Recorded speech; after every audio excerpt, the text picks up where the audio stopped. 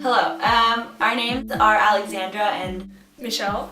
for this project we decided to interview Anne-Kari Kolström, who works for Utenriksdirektoratet, which is the foreign agency here in Oslo. Unfortunately, she was not able to physically do the interview with us, so we decided to reenact the interview using her answers. So I will be acting as Anne-Kari, the person we interviewed. And I'm going to be the interviewer. Why do you work with this?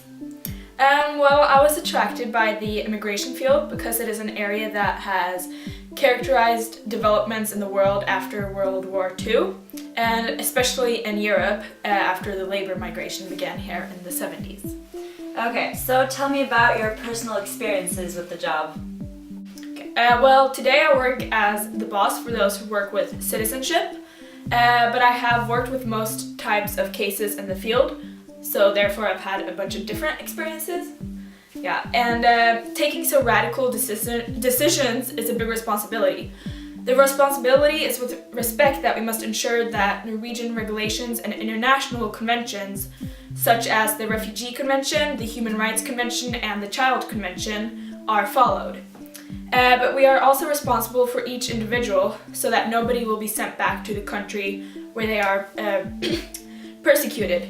It is also very important for those who seek to get his family to Norway that they are allowed to work here and that they eventually get Norwegian citizenship. Okay. Do you feel like you participated in making the situation easier for the refugees? Well, in my job, I experienced that I can make good decisions that take account of refugees' needs, and we can emphasize humanitarian considerations and take particular account of the needs of children. Okay, what attitude do you perceive that the Norwegian government has to this problem? Well, I act on behalf of the state, and I do not quite understand why you say problem.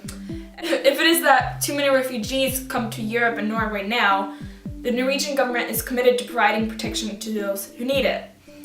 And the state must accept those who come, sign them, and provide housing. The state must ensure that they promote their cause and take a thorough assessment so that they provide protection to those who need it. They are also required to send back those who do not need protection. Have you been in direct contact with the refugees, and in that case, how do you perceive that their situation is at the moment? Yes, I have interviewed refugees and talked with them, and they all have different reasons for coming to Norway. Some seek a better future, some have family in Norway, and some come from countries where the state cannot protect against abuse or persecution. Do the people you come in contact with often give you concrete reasons to why they left their homeland? Those seeking asylum in Norway are registered by being photographed, fingerprinted, and interviewed by an officer using an interpreter. We ask about their reason for fleeing. It may be because they risk being persecuted by the state or some organization, that the state cannot protect them against violence, they are forced to marry, or maybe genital mutilation, they cannot express their political opinion, or are persecuted because of their religion, gender, or ethnicity. The interviewers have a lot of knowledge about the country the applicant is from. The refugees first freely get to tell about why they left their homeland, and then they are asked questions to reveal their history. We also ask the questions to get an impression of if what they tell is correct. Often it is difficult to check that what they are telling is true, and therefore we must examine a good deal. That and getting asylum is important and something you are entitled to. It is therefore also important that it is not misused, but only given to those who need protection. Which way do most people choose to take use of when they're coming to Norway? Well, it depends on where they travel from. To get to Norway, many come through the Mediterranean and into Italy or Greece, and then go through Europe to Norway. Or they go through Russia to the Norwegian border in Storskog. Do most of the people you've talked to have a concrete place they wish to settle down in?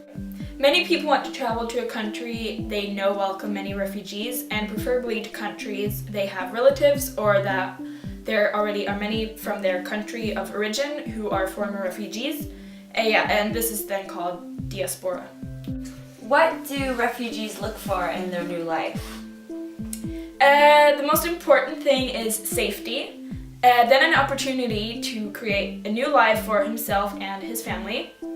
And they want the same as us. They want security, food, a house, an education, and or job. And most refugees, they want to be able to return home when it is safe in his homeland. Is your job demanding, and do you learn much from it? I learn a lot every day, and I get to work with many knowledgeable and enthusiastic people who are concerned about making the right decisions and providing good information for the applicants.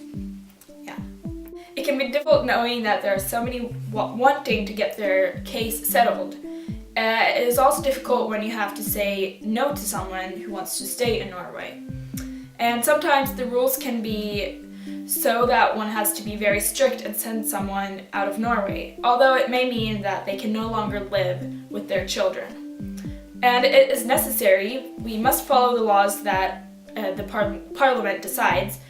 Our job is to implement what has been decided by our politicians and who are elected by the Norwegian people. What can other people learn from your experiences, and what can we do to help?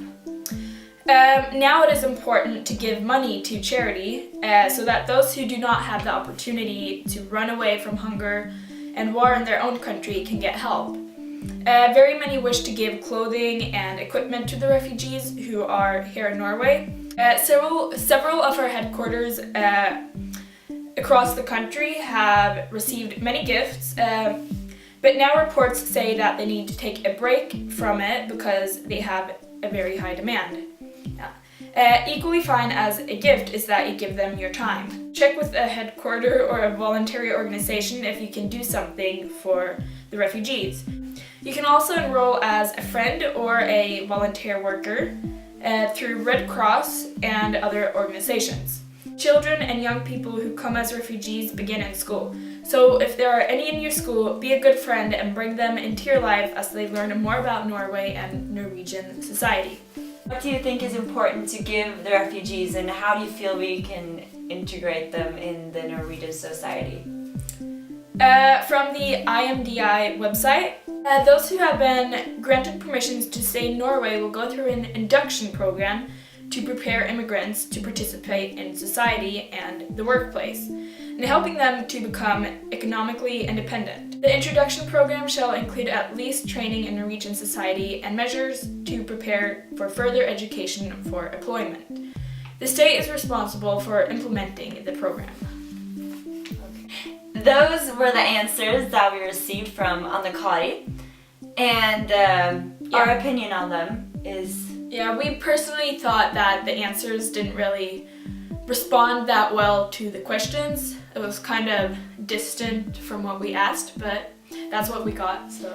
Although some of them included a lot of heavy information, they did also answer in some ways. We hope that this video helped in giving you some information and insight on this current situation that many people are in. Thank you for listening to this video. Yeah.